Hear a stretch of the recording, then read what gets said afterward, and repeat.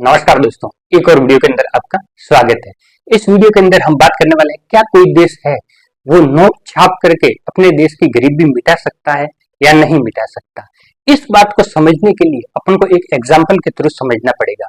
पुराने जमाने के अंदर क्या होता था, वस्तु के बदले वस्तु दी जाती थी, उसे वस्तु विनिमय कहा जाता था। जैसे कि एक व्यक्ति के पास में कपड़ा है, दूसरे व्यक्ति के पास में गेहूं है, तीसरे व्यक्ति के पास में और कोई चीज है, तो उसके बदले में जो चीजें दी जाती थी उसको वस्तु विनिमय कहा जाता था।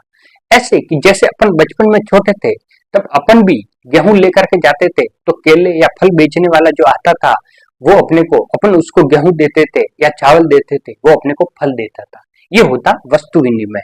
तो फिर धीरे धीरे क्या हुआ, लोग बढ़ने लगे और वस्तु विनिमय मुश्किल हो गया। जैसे कि किसी व्यक्ति को है वो गोल्ड खरीदना है, तो गोल्ड के बदले में वस्तु बहुत ज्यादा देनी पड़ेगी।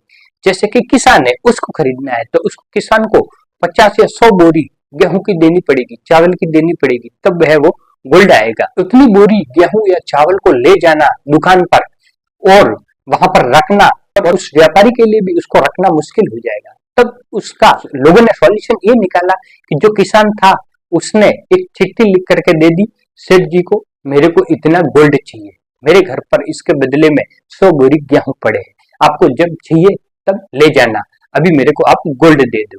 तो उसने बदले में उसको 100 बोरी के जितना गोल्ड दे दिया।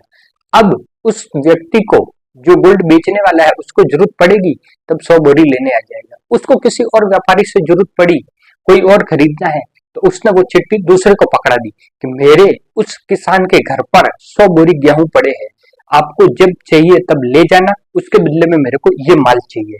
तो वो माल उसको दे दिया। इस तरह से वो चिट्ठी तीसरे व्यापारी के पास में चली गई, तीसरे से चौथे व्यापारी के साथ में, ऐसे वो चिट्ठी घूमने लगी। जब किसी जब किसी को भी आवश्यकता होगी तब वो 100 बोरी है उसको लेने आ जाएगा, वो चिट्ठी दे जाएगा और 100 बोरी गेहूं ले जाएगा।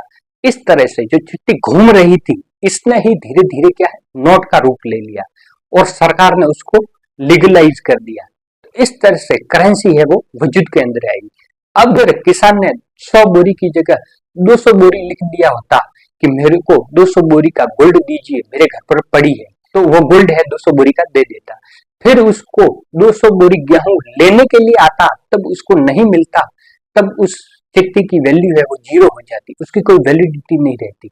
इसी तरह से जो नोट है, आरबीआई करेंसी को जारी करता है, तो भारत के गोदाम के अंदर उतनी चीजें होनी चाहिए, इतना माल भारत में पैदा होना चाहिए, इतनी ही करेंसी भारत सरकार आरबीआई के थ्रू प्रिंट करवा सकती है।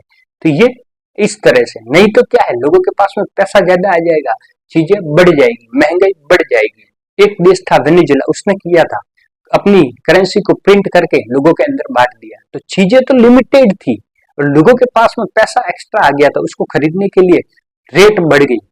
एक कप चाय की, एक कप कॉफी की कीमत 1 लाख बोलीवर तक होगी, उनकी मुद्रा है बोलीवर है। आप सोच के देखिए, भारत के अंदर एक कप चाय या कॉफी की कीमत 1 लाख रुपए हो जाए तो महंगाई किस हद तक होगी। तो कोई भी सरकार ये नहीं चाहेगी कि उसके कार्यकाल के अंदर महंगाई बढ़े। लोगों के पास में जब पैसा ज्यादा आएगा और चीजें लिमिटेड होगी, चीज है वो 100 रुपए की है, तो लोग उसको 110 के अंदर खरीदने के लिए तैयार हो जाएंगे, 120 के अंदर खरीदने के लिए तैयार हो जाएगी, क्योंकि उनके पास में पैसा है, एक्स्ट्रा पैसा है। तो इस तरह से कोई देश है वो नोट प्रिंट करके अपने यहाँ की गरीबी नहीं मिटा सकता, अपने यहाँ का आर्थिक संकट है उसको नहीं मिटा सकता, क्योंकि उसको जैसे ही प्रिंट करेगा महंगाई बढ़ जाएगी। आरबीआई जो नोट प्रिंट करती है उसका मोटा मोटा रूल्स ये रहता है कि 70% गोल्ड और 30% है वो विदेशी मुद्रा होनी चाहिए, इतनी मात्रा के अंदर आरबीआई नोट को प्रिंट कर देता है। तो अगर उससे ज्यादा करेगा और भारत के मार्केट के अंदर इतनी चीजें नहीं हुई तो लोगों के पास में जब पैसा ज्यादा आएगा तो महंगाई बढ़ जाएगी। इस तरह से न कोई सरकार ऐसा चाहती है कि अपने कार्यकाल के अंदर महंगाई बढ़े और लोगों के अंदर असंतोष पैदा हो। इस तरह से वीडियो की शुरुआत में जो अपने सामने प्रश्न था कि कोई देश है वो नोट प्रिंट करके अपने यहाँ की गरीबी मिटा सकता है, उसका जवाब है बिल्कुल नहीं। नोट प्रिंट करके कोई देश गरीबी नहीं मिटा सकता।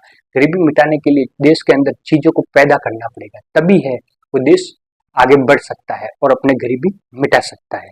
बाकी आपकी इस विषय पर क्या राय है वो कमेंट बॉक्स के अंदर जरूर रखें। वीडियो पसंद आए तो लाइक कर दीजिए, दोस्तों के साथ में शेयर कर दीजिए। ऐसे ही वीडियो हमारे चैनल पे आते रहते हैं। मिलते हैं एक नेक्स्ट वीडियो के अंदर, तब तक के लिए जय हिंद, जय भारत।